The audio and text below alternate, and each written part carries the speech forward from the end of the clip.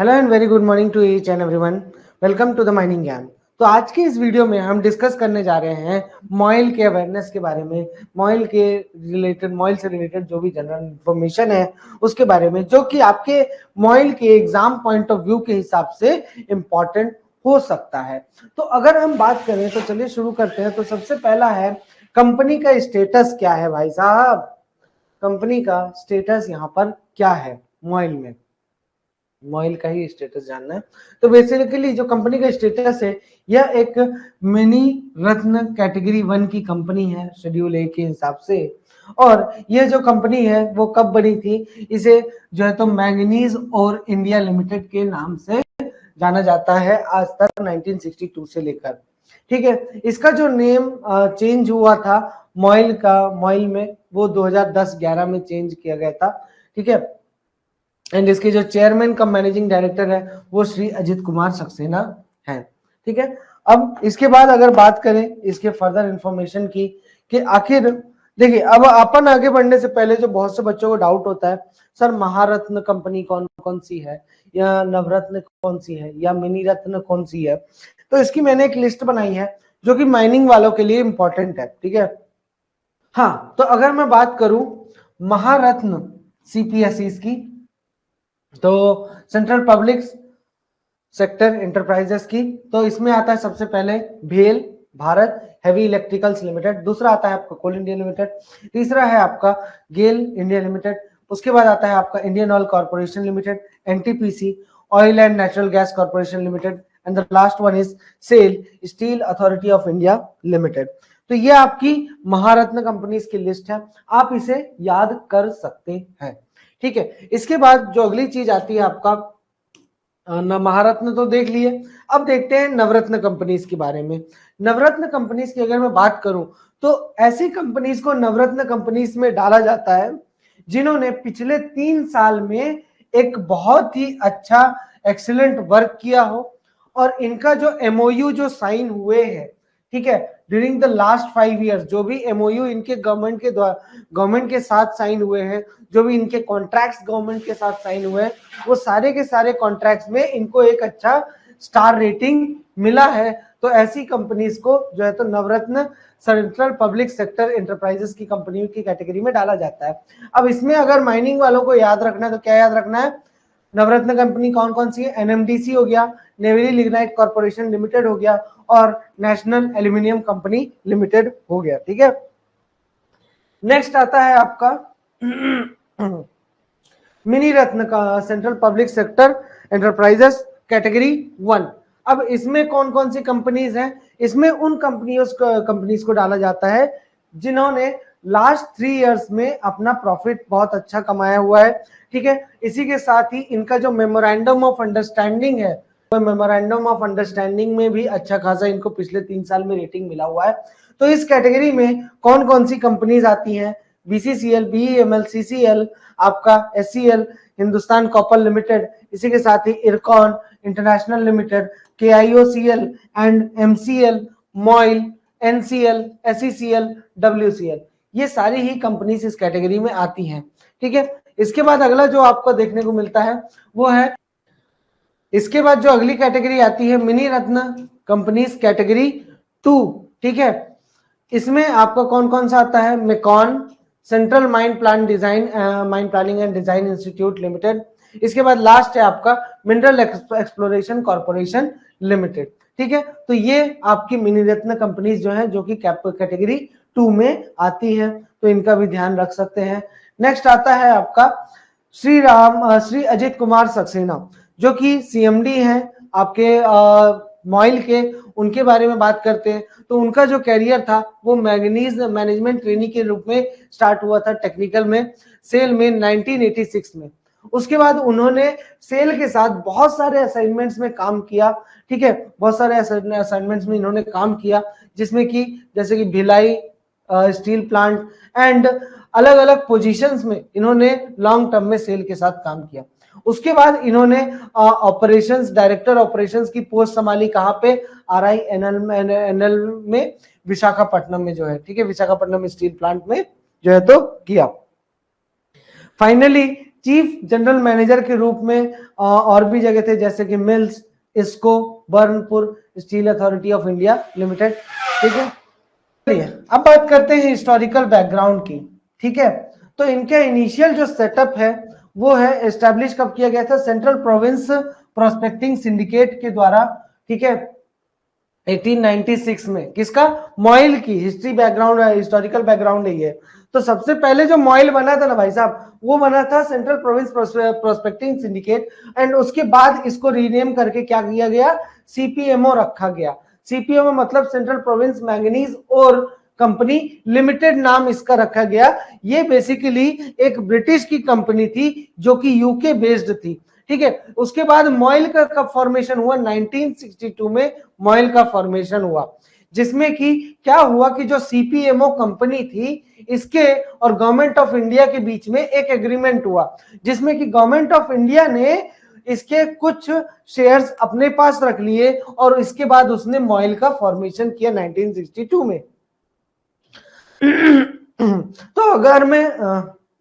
तो अगर मैं इनिशियल कैपिटल डिस्ट्रीब्यूशन की बात करूं तो 51% जो है तो गवर्नमेंट ऑफ इंडिया के पास था, एंड जो भी स्टेट गवर्नमेंट से जैसे कि महाराष्ट्र और मध्य प्रदेश के पास भी था, है ना। 51% में इन तीनों का शेयर था, और उसके बाद 49% सीपीएमओ ने अपने पास रखा हुआ था।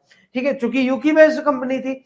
एंड उसके बाद गवर्नमेंट ने पूरी तरह से 1977 में गवर्नमेंट ने पूरी तरह से मॉइल को एक्वायर कर लिया, है ना। और जो रिमेनिंग 49% शेयर होल्डिंग था सीपीएमओ के पास, उसको भी मॉइल के रूप में मॉइल ने 100% अपने अंदर में ले लिया। गवर्नमेंट ऑफ इंडिया ने अपने अंदर में लेकर इसको क्या बना दिया, एक गवर्नमेंट ओन्ड कंपनी बना दिया under the ministry of steel. And finally हमारा मॉइल हमारे पास है। ठीक है, इसके बाद आते हैं अपना लिस्टिंग्स एंड शेयर होल्डिंग्स। अगर शेयर होल्डिंग्स की बात करें तो शुरुआत का तो आप देख ही रहे हैं, जैसे कि 2010 का यहाँ पे दिखा रहा है कि गवर्नमेंट ऑफ इंडिया के पास 71.57% शेयर होल्डिंग था, एंड गवर्नमेंट ऑफ महाराष्ट्र के पास 4.62 था, एंड पब्लिक के पास 20% था। एट प्रेजेंट जो शेयर होल्डिंग है, गवर्नमेंट ऑफ इंडिया के पास 53.35 है, गवर्नमेंट ऑफ महाराष्ट्र के पास 5.96% शेयर है, गवर्नमेंट ऑफ मध्य प्रदेश के पास 5.38 एंड पब्लिक के पास 35.31% शेयर होल्डिंग है। ठीक है, तो उतना ज्यादा याद नहीं रखना है। मेन है माइन की लोकेशंस, कहां कहां पर इसकी माइंस की मॉइल की डिस्ट्रीब्यूटेड है, किस किस जगह पर मौजूद है।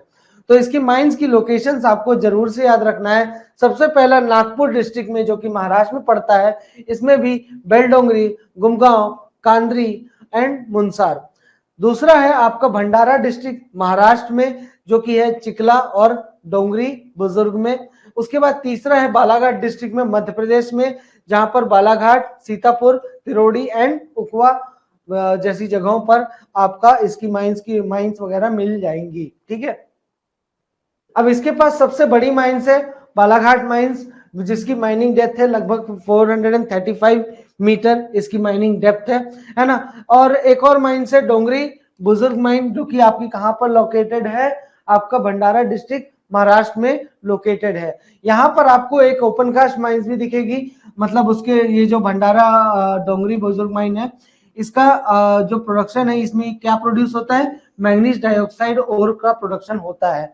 यहाँ के अगर यूजेस की बात करूं, जो भी मैंगनीज मॉइल के द्वारा प्रोड्यूस किया जाता है उसका यूज कहाँ किया जाता है, ड्राई बैटरी इंडस्ट्री में, माइक्रो न्यूट्रिएंट्स में for cattle feed and the fertilisers में इसका इस्तेमाल किया जाता है। अगर मैं कंट्रीब्यूशन की बात करूं इसकी, तो लगभग इंडिया का 46% जो रिक्वायरमेंट होता है डाइऑक्साइड ओर का, मैंगनीज डाइऑक्साइड ओर का, वो किसके द्वारा दिया जाता है, वो इसी के द्वारा सप्लाई किया जाता है, मॉइल के द्वारा ही सप्लाई किया जाता है। नेक्स्ट है प्रोडक्शन की बात करते हैं। तो मॉइल का जो प्रोडक्शन रहा है 13.02 लाख टन मॉइल का मैंगनीज ओर का प्रोडक्शन किया 2022-2023 में। ओके, और 2023 और 2024 में जो है तो प्रोडक्शन इसका रहा है लगभग 17.56 लाख, जो कि पिछले साल के मुकाबले 35% अधिक था। तो ये मॉइल का बेसिकली प्रोडक्शन था, आपको ध्यान में रखना है। मैंगनीज ओर का अगर ग्रेड्स की बात करें तो इसके पास चार ग्रेड्स के आते हैं मैग्नीज और, एक तो हाई ग्रेड और, मीडियम ग्रेड और, ब्लास्ट फर्नेस और ग्रेड और, एंड द डाइऑक्साइड और। जो हाई ग्रेड और होता है उसका इस्तेमाल फेरो मैंगनीज के प्रोडक्शन में किया जाता है। जो आपका मीडियम ग्रेड और होता है उसका इस्तेमाल सिलिको मैंगनीज के प्रोडक्शन में किया जाता है। एंड ब्लास्ट फर्नेस ग्रेड और जो है तो इसकी मदद से आप हॉट मेटल का प्रोडक्शन करते हैं। एंड डाइऑक्साइड ओर की मदद से आप ड्राई बैटरी सेल्स और केमिकल इंडस्ट्री में इसका इस्तेमाल भी किया जाता है। इलेक्ट्रोलाइटिक मैंगनीज डाइऑक्साइड प्लांट, ठीक है, मैन्युफैक्चरिंग एंड टेक्नोलॉजी की अगर बात करें तो इसके पास क्या है, एक इलेक्ट्रोलाइटिक मैंगनीज डाइऑक्साइड प्लांट है जिसकी कैपेसिटी है 1500 मिलियन टन पर एनम की। इसका यूसेज है कि भाई ड्राई बैटरी सेल्स का मैन्युफैक्चर करे, उसके बाद इसकी जो क्वालिटी होती है ये हाई क्वालिटी के बैटरी सेल्स वगैरह बनाती है ना, और मार्केट में इसको अच्छा खासा इस्तेमाल भी किया जाता है। इसके पास दूसरा प्लांट जो है वो है फेरोमैंगनीज प्लांट, मतलब खुद ही फेरोमैंगनीज वगैरह प्लांट वगैरह सेटअप करके बनाता है।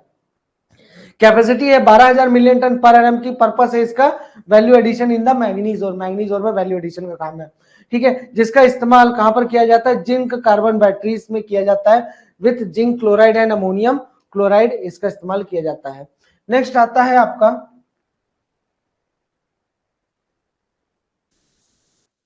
अब नेक्स्ट है आपका कि आखिर रिन्यूएबल एनर्जी के इनिशिएटिव्स के फील्ड में आपका मॉइल का क्या योगदान रहा है, एनवायरमेंट को सुधारने में मॉइल ने क्या योगदान दिया है। तो सबसे पहला तो विंड एनर्जी फार्म्स इसने बनाए हुए हैं, जिसमें कि दो जगह इसने सेटअप बनाया हुआ है, एक नागदा हिल्स जो कि 4.8 मेगावाट कैपेसिटी का है, दूसरा रतेड़ी हिल्स जो कि देवास डिस्ट्रिक्ट में मध्य प्रदेश के 15.2 मेगावाट कैपेसिटी का।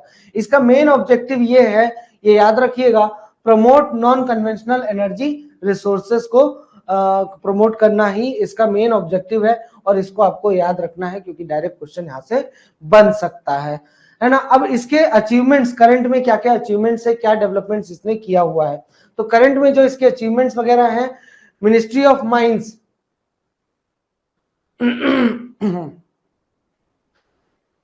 तो बेसिकली इसके अचीवमेंट्स की अगर हम बात करें तो 2014-15 में मिनिस्ट्री ऑफ माइंस के द्वारा एक नोटिफिकेशन जारी किया गया जिसमें कि एक्सप्लोरेशन के लिए इसको जो है तो मॉइल को कहा गया था मिनिस्ट्री ऑफ माइंस के द्वारा, गवर्नमेंट ऑफ इंडिया के द्वारा।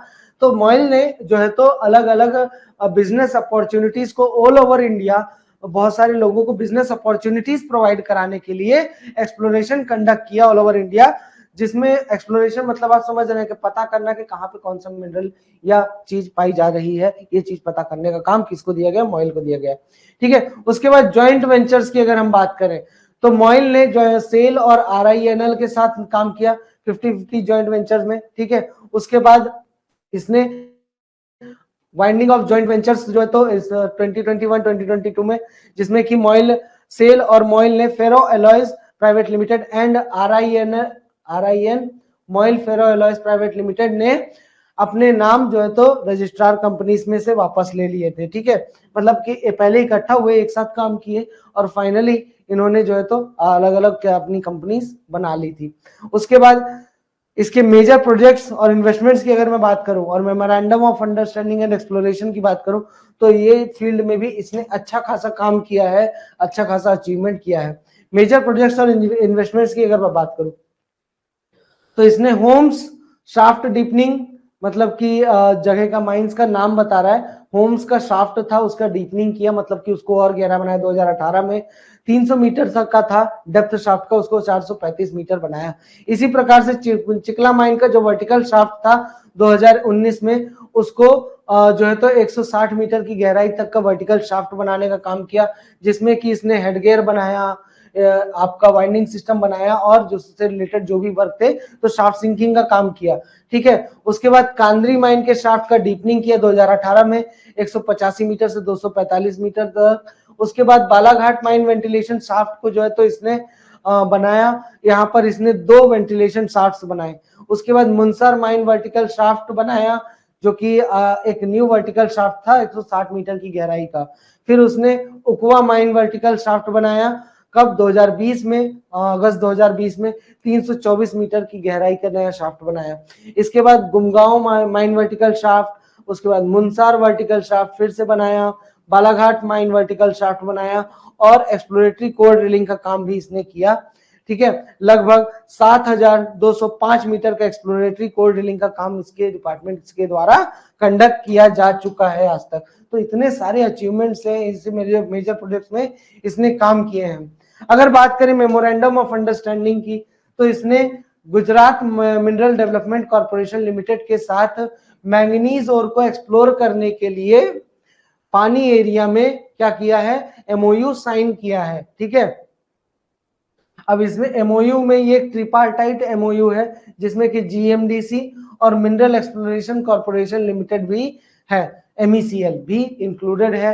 तो इसमें आपका मॉइल भी है, जीएमडीसी भी है और मिनरल एक्सप्लोरेशन कॉर्पोरेशन एमईसीएल भी इसमें आपका काम कर रहा है। तो ये ट्रिपार्टाइट एमओयू है। तो ये था आपका जानकारी। पसंद आया तो वीडियो को लाइक करें, शेयर करें, सब्सक्राइब करें। Till then all the best and thank you so much. Good night everyone.